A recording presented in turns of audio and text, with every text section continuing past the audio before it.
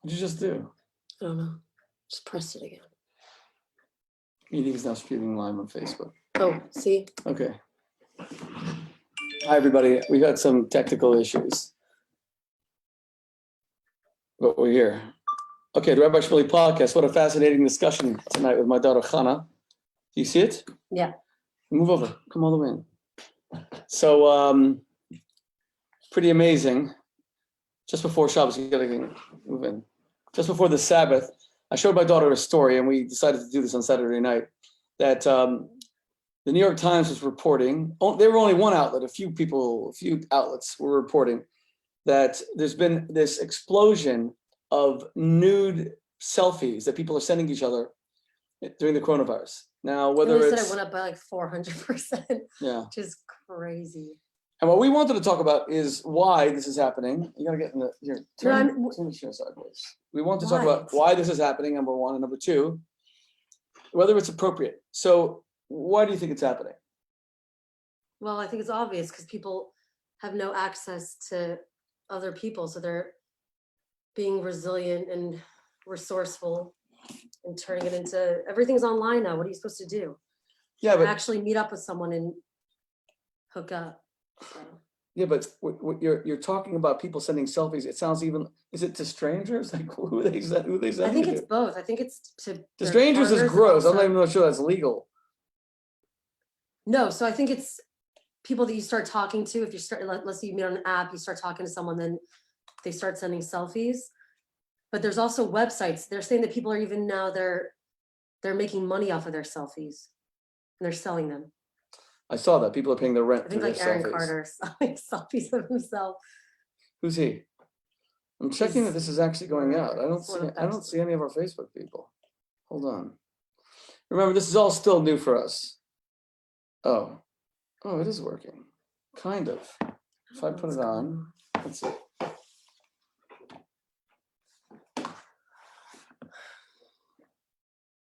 Okay, it's working. Good, great. Okay, fine. Well, nude selfies for me. Okay, Chana, we're going to debate this. Nude selfies for me it's porn essentially. I mean, if you're sending it to your husband, your wife, your boyfriend, your girlfriend, your significant other, okay, so then it's something intimate. Otherwise, it's just porn, isn't it? What's the difference between a nude selfie and porn? Let me be the voice of the old stodgy dinosaur for a second. Nude selfies, first of all, they're I think a little more classy these days. Like people make them. So I've heard. They use like nice lighting. It actually leads to, they're saying they've done studies on people who take nude selfies, even if they're not going to send them out, that it leads to better body image. It leads to better self-confidence. But there's actually some pros to the nude selfie. Oh, because you could feel good about how you look without clothes on. Yeah. There's other ways to get confidence, though. It's not the only way to get confidence. It's not the only way, but it's one of the ways. You know, even people just talking themselves into like whatever they want to talk themselves into, that they're going to get confidence by sending a nude selfie to some guy who could then break up with them and like shame them. We keep on hearing about what's it called? Internet shaming. There's a word for it. Revenge porn. Revenge porn. Yeah. Yeah. So that's the risk. And just don't put your face in. Are people doing that? They're just like they're like decapitating themselves and just.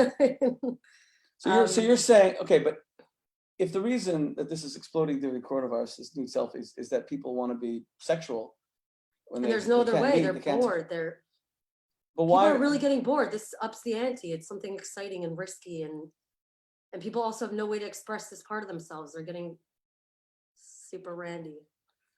Why are men sending all this stuff? I mean, I should be answering the question because I'm a guy, but I'm just not in the habit of like sending. I do a lot of social media. I try to keep my clothes on.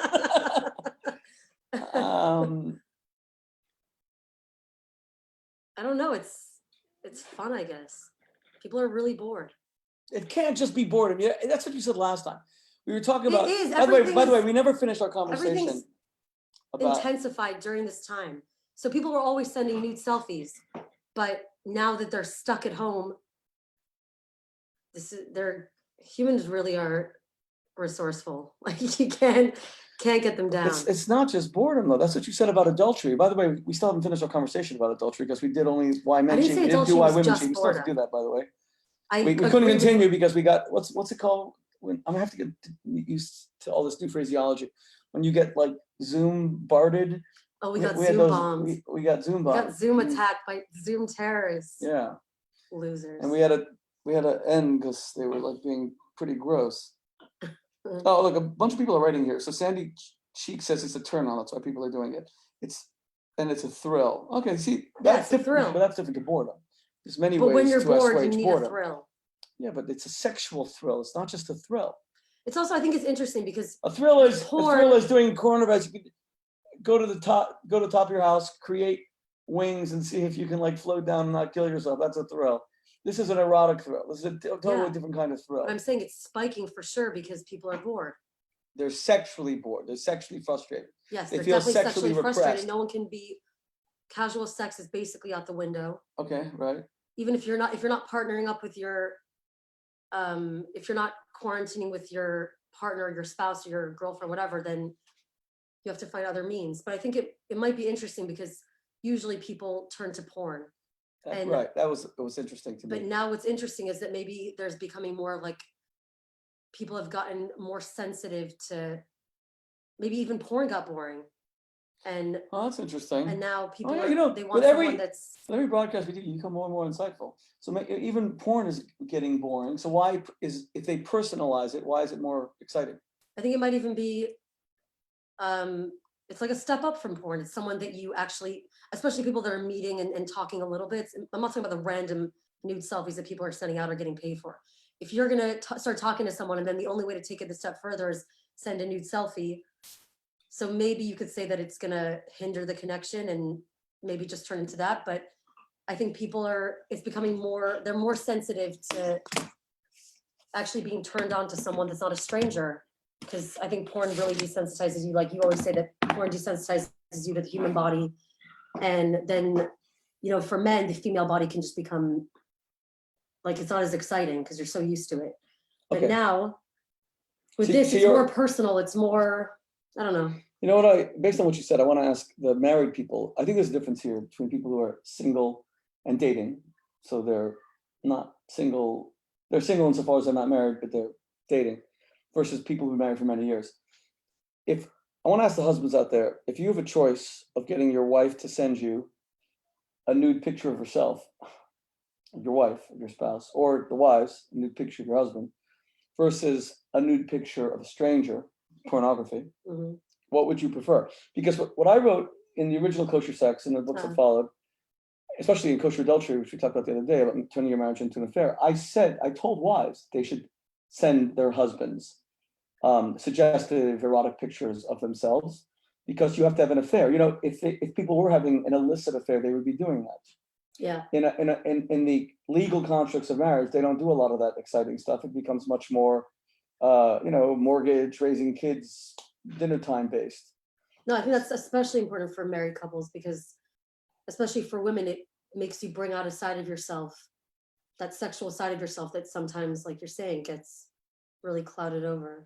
Someone is writing that in the age of coronavirus where you can't have sex, and I'm talking about married couples who are quarantined together. So if you're dating, or even if you just met someone online, and so you can't have sex, so sending a nude selfie heightens the tease. It's like you're teasing someone. It's like, it's like wait till you get this. It's like prolonged foreplay.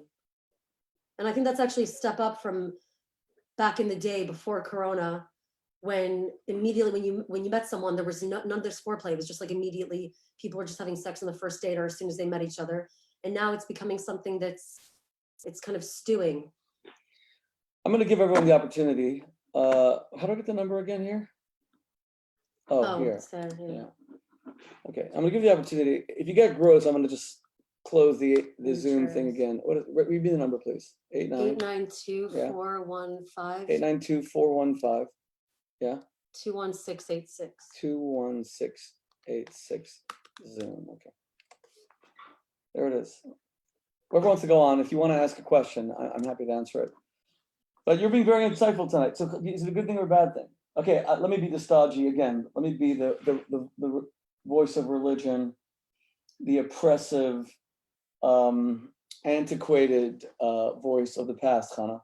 I think it's a bad thing because I think it's exploitative in some way. No, it definitely is. It could be, for sure. Do you think it's a bad thing? I don't think it's good or bad. I just think it's an interesting phenomenon, but it depends on the relationship. But definitely people selling their nude pictures online is weird. I don't think that's like. No, they're totally separate things. I know. What are you talking about? Well, no, the New York Times, someone they're dating. The New York Times. Because the New York Times story was about also about both. People selling their pictures. Well, let's separate. Which people are also desperate for money now. It's hard. Okay, so but they're two separate things. Yeah. Women becoming like webcam girls who are selling nude pictures of themselves in order to pay the rent in coronavirus. You might say, okay, they have no alternative. Yeah. That's a whole separate question in the sex for money question, okay? The question of whether people who are meeting online now, what are the major dating sites right now? All of them. There are what are they? Hinge. Okay. Tinder. I don't know any of the ones. Okay, so if you meet someone online during the coronavirus, and normally people have sex pretty quickly, but now they can't, so they send each other these pictures, and you barely know the other person. You often haven't even met them. That's what the New York Times was talking about, right? Well, now you probably definitely haven't met them. And yet you send a nude photo of yourself to someone who's a stranger. Yeah. Is that a good thing or a bad thing? Right. So the way you make it sound is I don't think it's conducive to the healthiest relationship, but I think during these times, like people need. They need sexual expression? Yes. And you're saying that porn, but interestingly, they want to send pictures of themselves. Saying it's better than. You know, for the men, there's two possibilities here.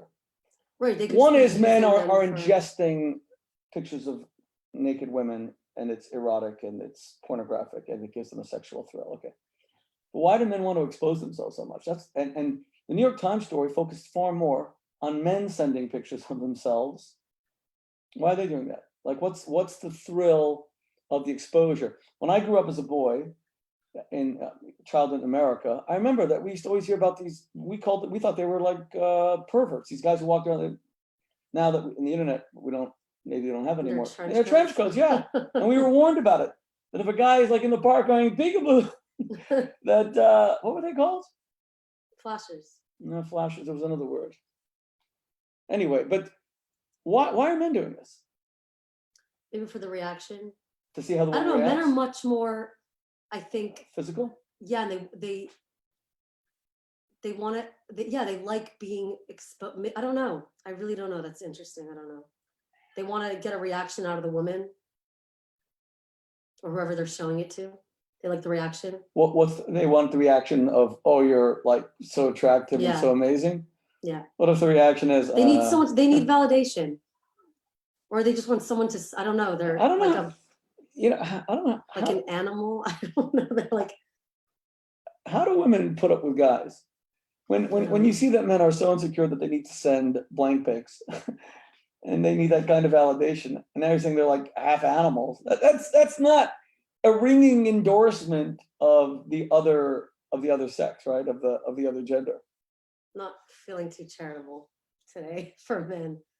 What do you think it's gross that men are sending these pictures? The women are the no, women the women are doing just by as much. I'm saying I'm not talking about this specific. So why the topic. women doing it? Same general. thing. Do they want to feel like, oh, I'm beautiful? He wants to see a picture of me naked. Yeah, they want to feel desired, and we've talked about that for sure. And also, I think it's pretty equal right now. I'm sure men, when it comes to sex stuff, men are always in the lead, but I think women are getting there too. But maybe they just want to feel like their relationship is going to the next level. It can get boring to talk, never ending, and not meet, and maybe they feel close if they've seen each other. You know, naked. In my books on dating, I always talk about how we sometimes take shortcuts to intimacy. Yeah. And sex is often a shortcut to intimacy. You seem to be saying that. Yeah. That in this depersonalized universe we now inhabit because of coronavirus, where we can't have that, even the intimacy of touch. Because remember, Even sex can subvert intimacy when it's too early. Remember the 4 steps of relationships: attraction, verbal communication, emotional intimacy, physical intimacy. So even sex can get in the way of those developing. Now we're even more one step even further removed, because even the verbal expression, the conversation can't lead to physical touch because it's a computer. So you're saying people are taking shortcuts to intimacy by sending nude selfies. Yeah. It creates this artificial sense of togetherness of, oh, look what I'm prepared to share with you. Like, I'm going to force the intimacy. I don't know if it's forced. I think people actually want that right now. I think people are really, just in general, everyone needs to, people feel a need to express themselves. And right now they really, really can't. So that's why they're exploding. So there's a New York Times page 1 story today about how the depression is now setting into New York City in particular. That a month ago it was all of us against the virus, and now people are saying, "Oh, that solidarity." People, it's fraying. People are getting to say, "Oh my God, you know what? I could do the solidarity thing and the pots for the first responders. I could do it for a month, but now that there's no end in sight, I'm going crazy," and it's fraying. You think that's playing a role in people beginning to send nude selfies, that they're acting, let's say, with recklessness? Is it recklessness? Because let's say, because now a strange. Yeah, don't show your face. Even people are commenting now that they've sent nudes to their partners, and then they've shown other people, they've exploited them. That's so gross. That's really messed up to show someone else. Like, if someone's going to trust you with that and then just show it to someone else, that's really. But that happens all the time. I know, so you have to be careful. So people are acting reckless. Remember during the Second World War, they always said that, or let's say the Vietnam War, wars always bring great outbreaks of venereal disease and STDs, because, and wiring people as worried, because they say to themselves, live today because tomorrow we die. A lot of these guys were going off to where they didn't know if they were going to live or die. A lot of partying. And I read in this new book. That's a good point. That could be why. The recklessness. Yeah, that, live today, whatever, live today because tomorrow we die. Yeah. Because they're just reading about death and they're surrounded by this horrible news. In this, the number 3 best-selling book in the United States right now is by Eric Larson, who wrote that phenomenal book. Larson. He wrote that great book, The Garden of Beasts. But this one's called, it's about Churchill. And I just finished the book. Okay, number 3 in the country right now. He tells a story that during the Blitz, so the Nazis were sending, 500 bombers a night into London, every night pounding London. And yet everyone was at nightclubs, knowing they could die. So he says that Mary Churchill's 18-year-old daughter, her friends were at one club called the Café de Paris, and she went to another club. A 500-pound bomb fell through into the Café de Paris, blew everybody up. She and her friends knew that they had all died. All her friends had died. And they decided, you know what? Our dead friends would want us to keep on partying. So they just kept on partying. And then they even went to another nightclub. At the other club? Yeah. That's shocking. Well, that was the mentality during the Blitz, because London was dealing with death every day. Now, New York is nowhere near that, thank God. But we do hear every day about 800 people dying, 1,000 people dying, 50,000 Americans. So do you think this is explosion, nude selfies, kind of sexual recklessness, sending, because so many of them are strangers, is it like kind of desperation, or live today because tomorrow we die? Yeah, there's definitely an element of that, I think. Like, a lot of people are just saying, like, nothing even matters anymore. Like, who knows the worth of money? Like, even people that that everyone's always obsessed with celebrity. Now no one cares about celebrity. No, people don't care about stuff as much. I think a lot of people are getting good values, like caring about family, and the environment's getting a break finally. But small things like this, maybe people are just like, meh. A lot of comments. Some people are saying if you send nude selfies, never show your face. Chana said that. Johnny says, state sneas. Be modest, so don't send nude selfies. Ocean Zion, can you give me the name of your book with the word intimacy? I just looked for it on Amazon. No, my book is called Kosher.Sex. It's all about intimacy, but I've written many books. Nothing's on Amazon. Oh, go to Kosher.Sex, Kosher.Sex, right? Go to Chana's website.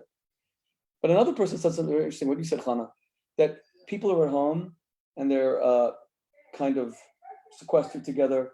Even people who love each other, the sexual thrill is beginning to subside because they're so overexposed to each other. But they may be sending this to other strangers just to get. That's what I was thinking. Maybe this is a new form of cheating. Yeah. Remember, we did the other day, we said Online, adultery has for sure. become impossible during the coronavirus. Just to repeat my argument, adultery has become impossible because you can't go and meet people. You also don't want to get sick. You're not stupid. You don't want to infect your whole family. You can't tell your spouse that you're going somewhere because there's nowhere to go.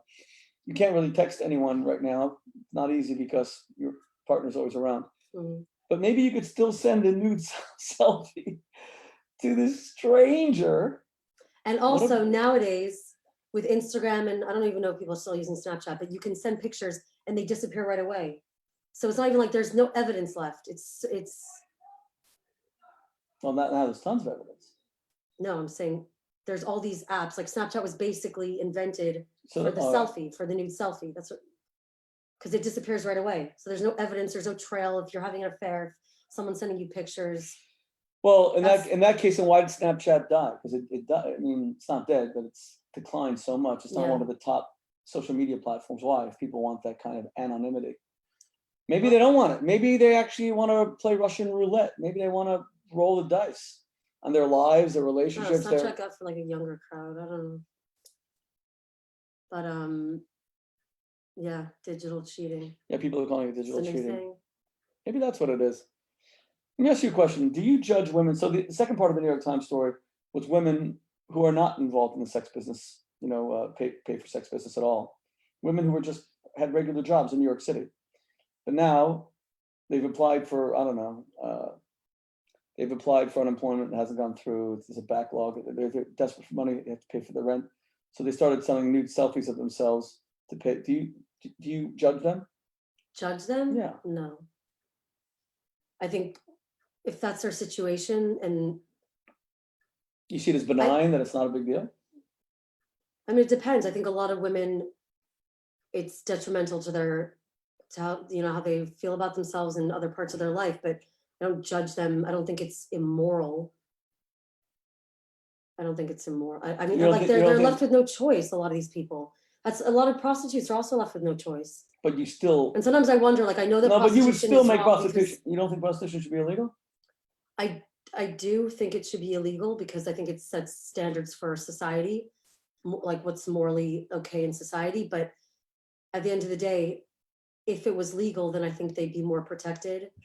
I think prostitution is mainly terrible, not just because, listen, people are seeing prostitutes no matter what, even though it's illegal. People are always seeing prostitutes, but the women are really at risk, not just the women. So you're saying nude selfies are not at risk? But these same women, when the coronavirus is over, God willing, they may want to go back. They probably will want to go back to their regular jobs and professions. And a lot of companies will find out that they did this, and they will judge them. I'm not saying they're right to judge them, and they won't hire them, right? That's a good question. It depends on whether you think. No, I wouldn't judge them because it's a tough situation. I think that's the last resort. And how can you judge someone for being, they're not hurting anyone.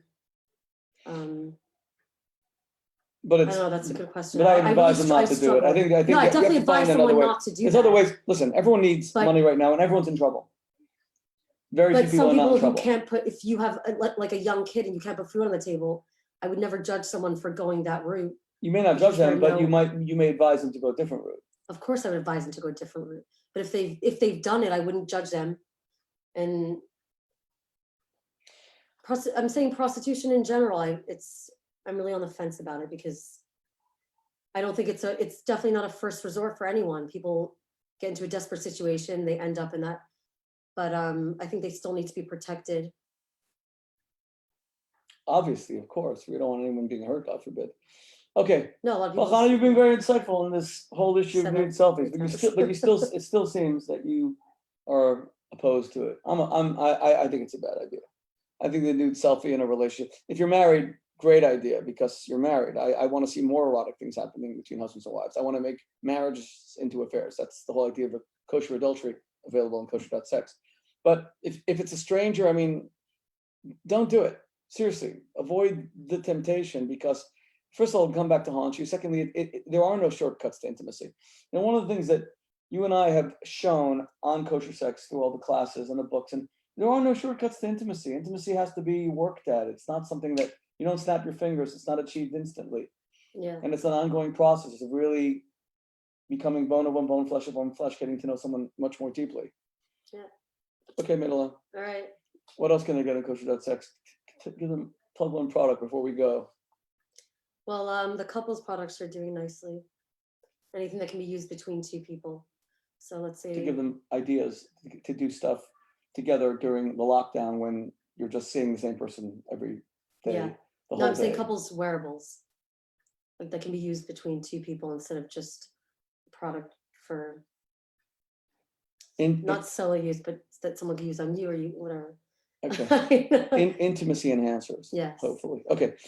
Tonight we did not bring on people from Zoom because, and I want to make sure that we don't like ruin this by having the kind of experience we had the other night where people are lewd, gross, disrespectful. Sex is something sacred and holy, and that's what kosher sex is. And please keep it that way. Okay. God bless you guys. Now we're going to see. Meeting. Okay. God bless you guys.